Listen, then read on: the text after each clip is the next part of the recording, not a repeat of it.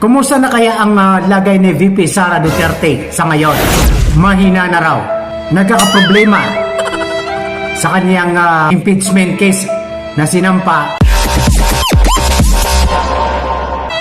sa kanya. Pero alam niyo mga kababayan, yung stress na yung nagsampa ng kaso para patalsikin si VP Sara sa pwesto. Sa dami ba naman ng kasong sinampa laban kay VP Sara, ayun, still looking fresh and beautiful pa rin si VP Sara Duterte. Ang angas, di ba? Habang sila'y problemado, talaga, paano mapatalsik ang mahal na VP Sara, ayun, mangas pa rin si VP Sara.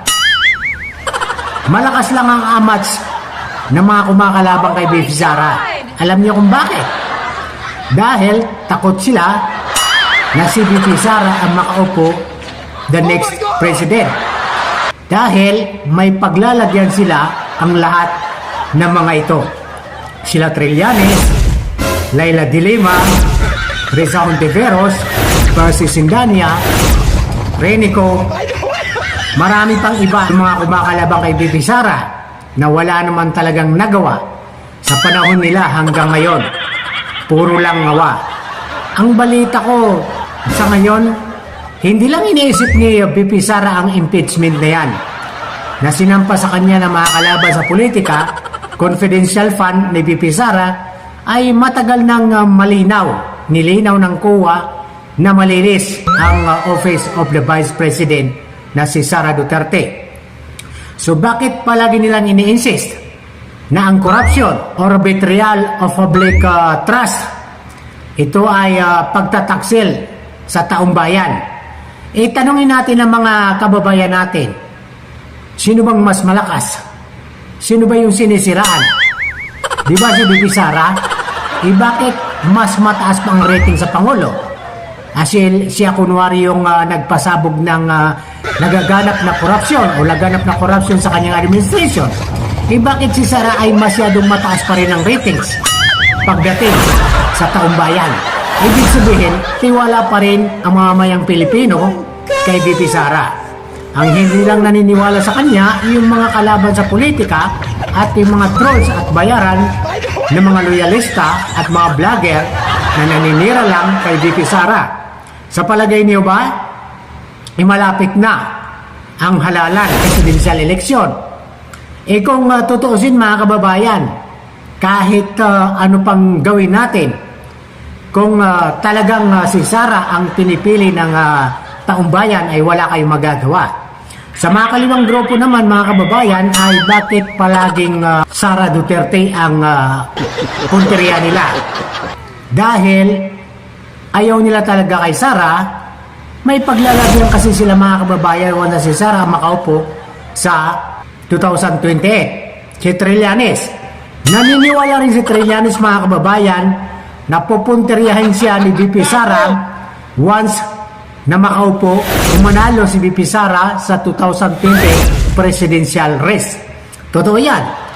Kasi takot talaga sila. Itong Trillanes na ito ay puro lang ngawa. Wala naman nagawa sa bayan. Alam niyo mga kababayan, halos lahat ng kumakalabang kay VP Sara ay mga Bicolano. Ito ay, excuse me mga kababayan ha, lahat. Trillanes, Bicol. Leila de Lima, Percy Sindania, Risa Hontiveros, marami pang iba, Redon, ay mga taga Bicol mga kababayan. Bakit? Ano bang galit ng mga taga Bicol o mga Bicolano kay VP Sara sa Duterte? Sige nga, dahil ba kay Lini? Alam niyo mga kababayan, nung panahon pa ni Duterte na gustong patalsikin ng ibang grupo rin si Leni Robredo, ay stop it, ang sabi ni Duterte. Bakit hindi ko maintindihan kung bakit galit sila sa mga Duterte? May ginawa bang kasalanan ang Duterte sa kanila? Lagi din ini-insist na mga kaliwang grupo ang AJK. Kaya nakulong si Duterte, itinatawag nila na kidnapping dahil pinagtulong-tulungan nila para ibato sa kanyang AJK. Kung tutuusin naman, ito ay gawa-gawa lang, fabricated evidence, pinagtagpi-tagpi lang at pinagbasihan din ng ICC para idiin si Duterte. Pero ito ay for fabricated lang mga kababayan. Gawa-gawa din nila ito, ang kaso ni Duterte. Sa palagay niyo ba mga kababayan, kung si Sara ang manalo, ay gaganda ba talaga? Uunlad ba ang ating bayan? Uunlad ba ang ekonomiya natin? Palagay ko, oo. Dahil nung panahon ng kaniyang ama, ay peaceful tayo, maunlad tayo. Nagbayad ang tax ng mga hindi nagbabayad ng milyong-milyong utang nila. Pero ngayon mga kababayan, nagtatrabaho ba ang kasalukuyan?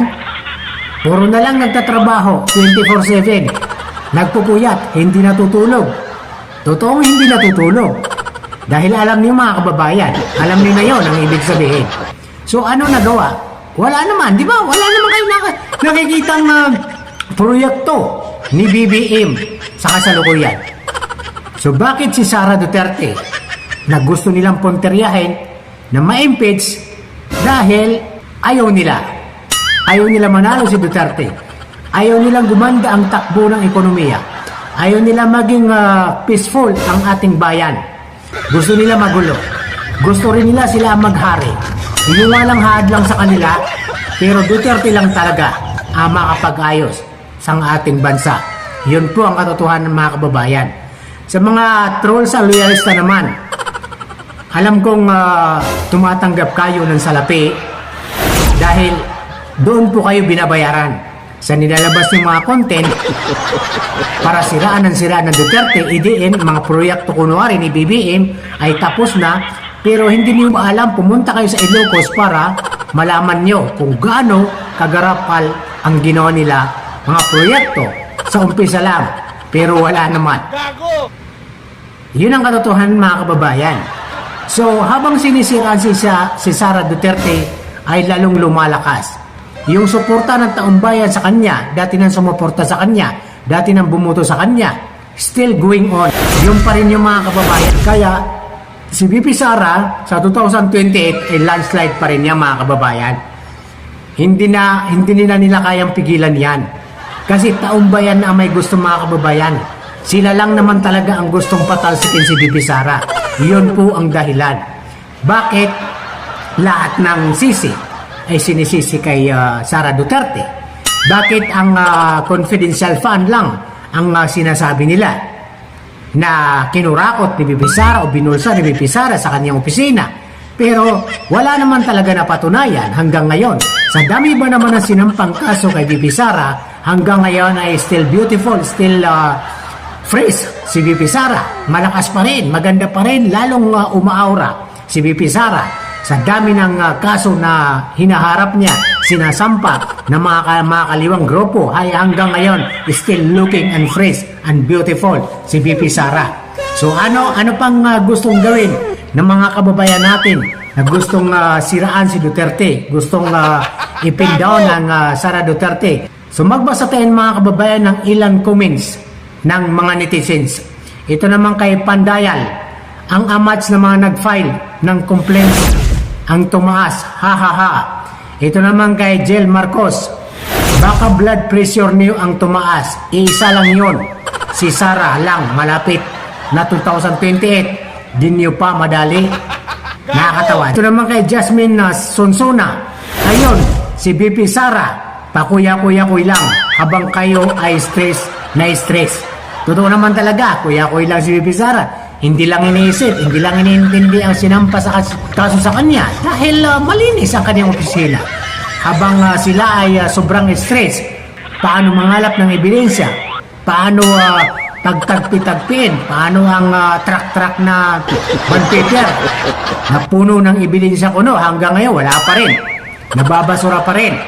So hindi ba kayo nagtataka mga kababayan, habang tumatagal ay lalong lumalakas si BP Sara? So yun po ang isipin nyo sa lahat ng kumukontra kay BP Sara. Bakit hanggang ngayon hindi madali-dali si BP Sara? Hindi nyo mapababa sa pwesto, hindi ma-impeach. Pero kapag tinakda ng Diyos ang isang tao ay talagang siya ang gusto ng taong bayan ay wala tayong magagawa. Tanggapin niyo na lang po ang katotohanan, mga kababayan.